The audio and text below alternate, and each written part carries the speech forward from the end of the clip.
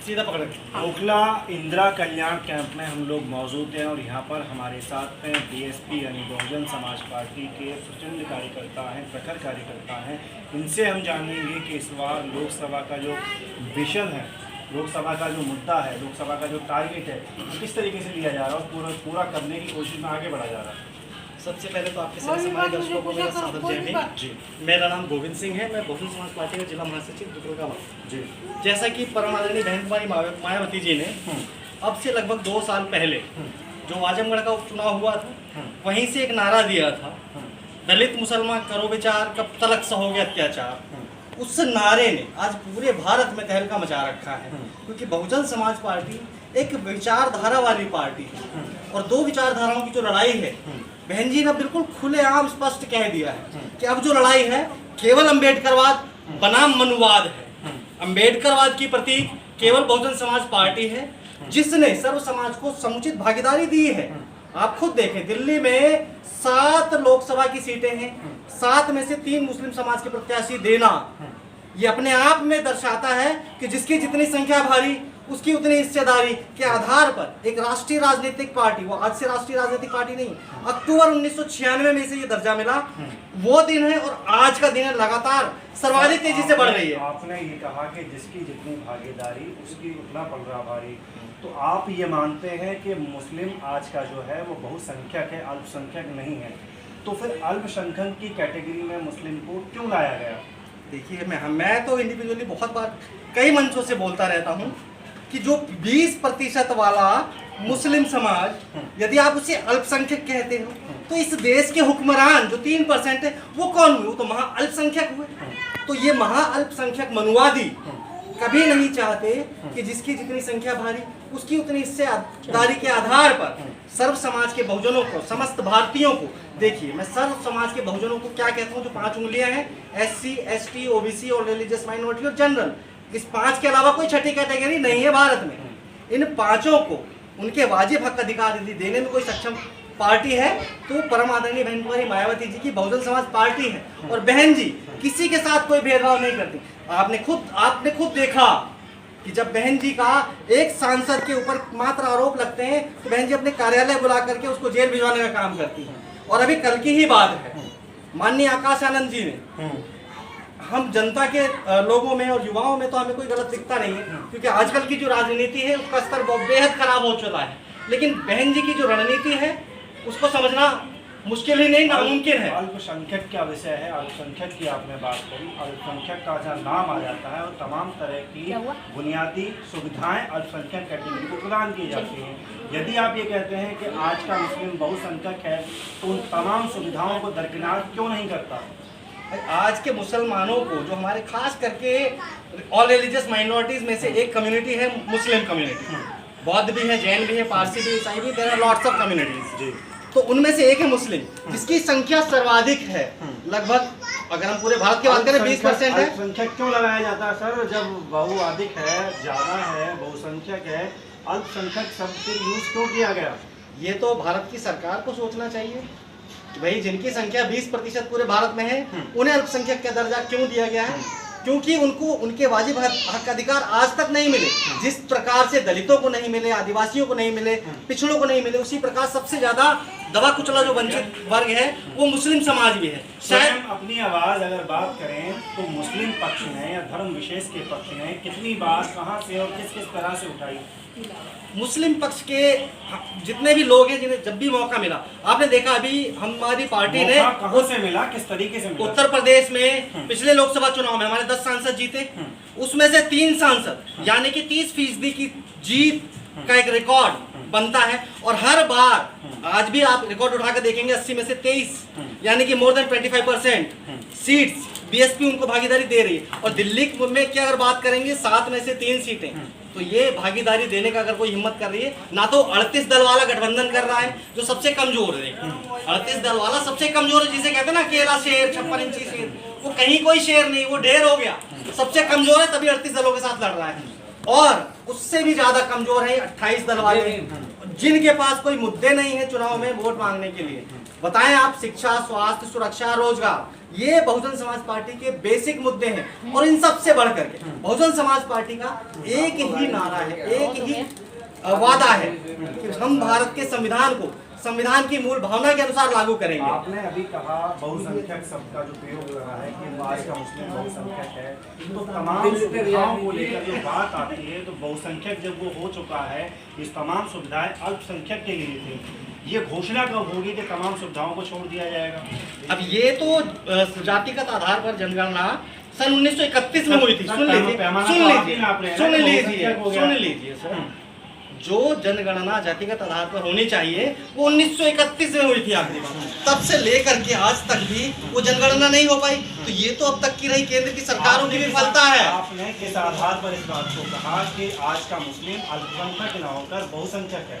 बताएं आप कितनी आधिकारिक जनसंख्या? अधिकारी सर, मैं तो किसी स्टेट की बताएं, किसी स्टेट की बताएं। मैं तो आज भी मुस्लिम पक्ष को, मुस्लिम भाइयों को अल्पसंख्यक कहता हूँ, तो हम ओबीसी कैटेगरी में वो आते हैं।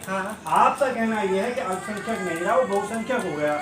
जब बहुसंख्यक हो गया तो ये मैंने कब कहा? अभी आपने, मैंने तो ऐसा कहा नहीं। आपके शब्दों को मेरे मुंह में आप नहीं डाल सकते। मैंने ऐसा नहीं कहा। मैंने साफ कहा कि जो अल्पसंख्यक हैं, जो अल्पसंख्यक हैं, यदि मुस्लिम अल्पसंख्यक है तो वो 3% वाले महाअल्पसंख्यक हैं। तमाम सारे लोग यहाँ पर इस बात का गवाह हैं, ये वीडियो में रिकॉर्डेड है। आपने कहा कि आज का मुस्लिम बहुसंख्यक है, इस पर चर्चा हुई। 20% वाला जो समुदाय है उसको यदि या तो आप इस बात को नकारेंगे कि आज का मुस्लिम अल्पसंख्यक नहीं होकर के बहुसंख्यक है, जो आपने अभी कहा। हाँ, तो बहुसंख्यक है तो बहुजन के साथ है, तो बहुसंख्यक है। बहुजन समाज में सर्व समाज आते हैं। मेरी बात सुनिए, दो बातें हैं। या तो आप इस बात का खंडन करें कि आज का मुसलमान बहुसंख्यक है, या आप इस बात को कहें कि भाई हम जो अल्पसंख्यक को सुविधाएं मिल रही है तमाम सुविधाओं को छोड़ रहे हैं, क्योंकि अब हमारी कैटेगरी अल्पसंख्यक ना होकर बहुसंख्यक है।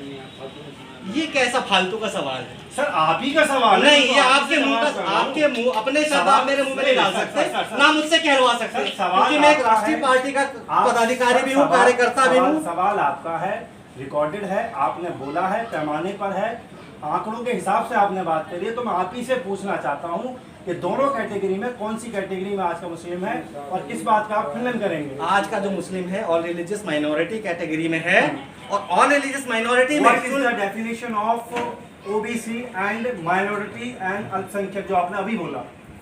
ऑल रिलीजियस माइनॉरिटीज जी, they all are become in the जिसको हम कहते हैं अल्पसंख्यक। उसमें सिख भी आते हैं, बौद्ध भी आते हैं, पारसी भी आते हैं, जैन भी आते हैं, और तमाम तबके आते हैं जिनके हमें नाम तक नहीं पता।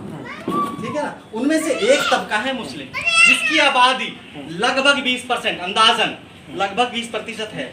और जो मनुवादी लोग हैं उन्हें ये लोग अल्पसंख्यक कहते हैं। सुन लीजिए, मनुवाद की परिभाषा सर। मनुवाद की परिभाषा जो भी असमानता का समर्थक, जो ऊंच नीच भेद की भेदभाव वाली व्यवस्था को बनाए रखना चाहता है, वो मनुवादी है। चाहे वो चमार बिरादरी का आदमी हो, चाहे वो मुसलमान बिरादरी का हो, चाहे वो प्रकाश सवर्ण हो, चाहे वो कोई भी हो, जिसके मन में भी ऊंच नीच और भेदभाव आज भी अगर कायम है तो वो मनुवादी है।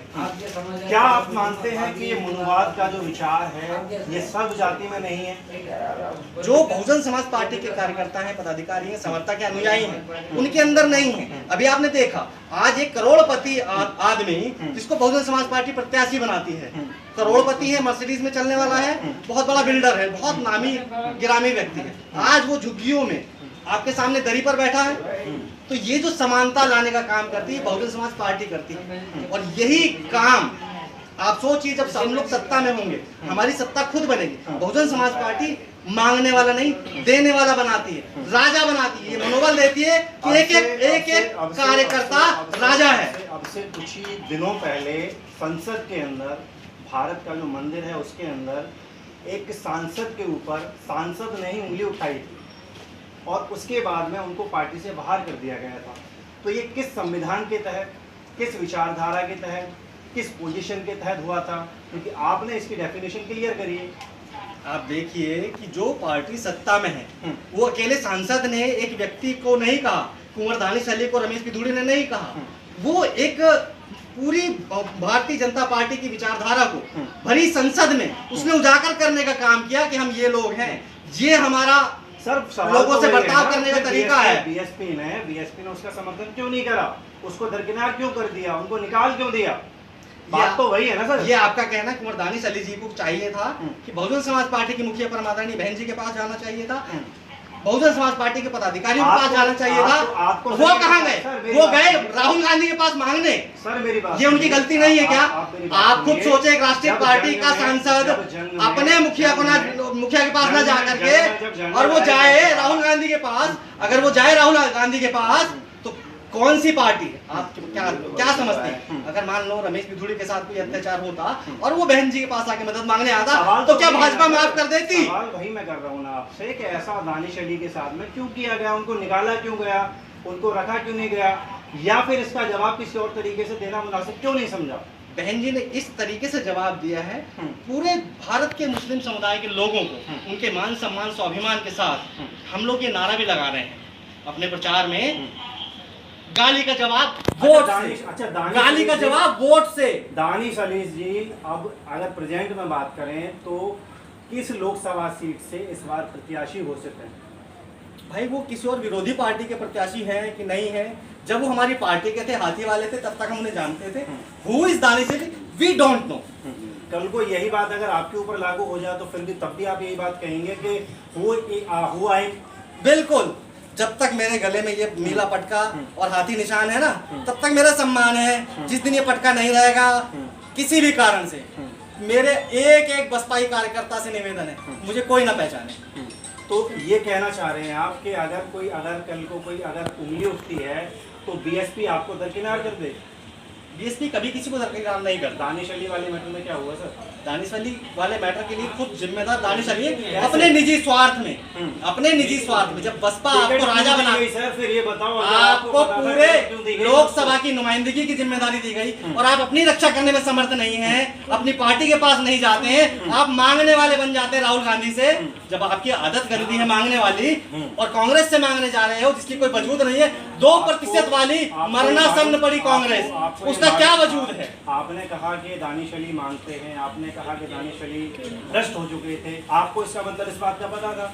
और जब पता था तो आपने उनको संसद विवाद से पहले ही रेस्ट्रिकेट क्यों नहीं करा पार्टी से? संसद विवाद किसी को सपने आ रहे थे कि ऐसा कुछ संसद में होगा?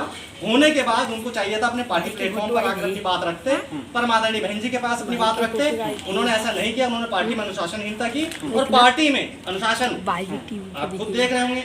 अभी कल माननीय आकाशानंद भाई को, जो कि हमारे हजारों नहीं लाखों नहीं करोड़ों युवाओं और महिलाओं के हृदय सम्राट हैं, उन तक को जब अगर बहन जी नहीं बख्शती तो यही अनुशासन पार्टी के बूथ स्तर तक के कार्यकर्ता पर भी लागू होता है। ये संदेश दिया है। बासित अली जी आपकी लोकसभा के प्रत्याशी क्या करेंगे? छोड़िए बासित अली जी इस लोकसभा में एक तरफा जीत रहे हैं और दोनों जो मनुवादी हैं, ये मनुवादी और मनुवादी के पिछलग्गू, इनमें बौखलाहट मची हुई है। देखिए ना तो कांग्रेस की यहाँ पर हैसियत है, वो 7 प्रत्याशी